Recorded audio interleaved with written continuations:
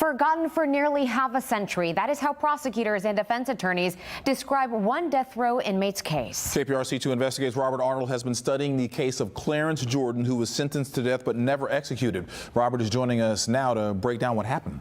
Clarence Jordan was convicted of murdering a grocery store worker during a robbery in 1977. That means when this case started, Jimmy Carter was in the White House. Here's what Jordan looked like when he first went to death row, and this is what he looks like now. He's 68. Our archives don't have video of this crime, so I went through old newspaper archives. There was an 8-sentence blurb about the murder, a little more written about Jordan being convicted, sentenced to death, trying to stab a bailiff, calling himself Father Nature, and even briefly escaping after a hearing. The meat of what happened is in the court file, and I put together a timeline. He was convicted in 1978. That conviction was overturned, but he was convicted a second time and sentenced to death for a second time in 1983. Then, in 1988, he was declared incompetent, and by that time, the U.S. Supreme Court ruled you can't execute an incompetent person. After that, the case went nowhere. Other than a couple of inquiries in 2004 and 2017, Jordan was forgotten about. Jordan even wrote his own letters to the court. I read them. They were largely nonsensical,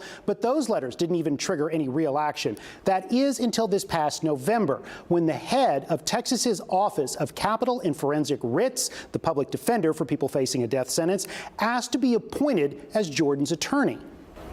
Should somebody have at some point tried to restore his competency? Because it doesn't appear that anybody did. One of the heartbreaking injustices in this case is that Mr. Jordan was not just forgotten, he was a person who was intellectually disabled and severely mentally ill who was forgotten. I think this is horrifying. And I think that everyone is poorly served in Texas. The victims of crime, the state of Texas, certainly people who are incarcerated when cases like this come about and when people are forgotten.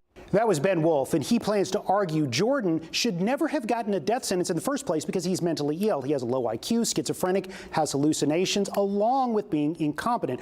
Wolf says that's an issue that should have been raised decades ago, but it appears after he was declared incompetent, he was no longer represented by an attorney. Here's our meeting now with the district attorney's office. It appears that a decision was made by his attorneys that once it was determined he could not be executed, we're just going to let him be.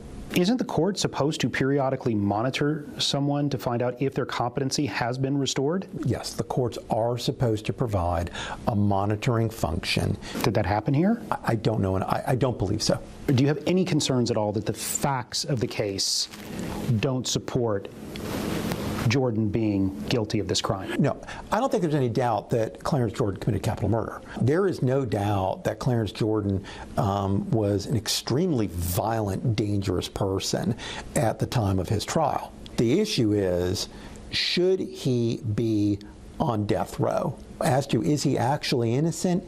No, he's not actually innocent. He did this capital murder. And I do want to quickly point out the people in the DA's office now were not there when this happened. So the next step is Wolf is going to file appeal of Jordan's death sentence. The DA's office will review that appeal and then decide where to go from there. All right. So is Clarence Jordan still actually on death row?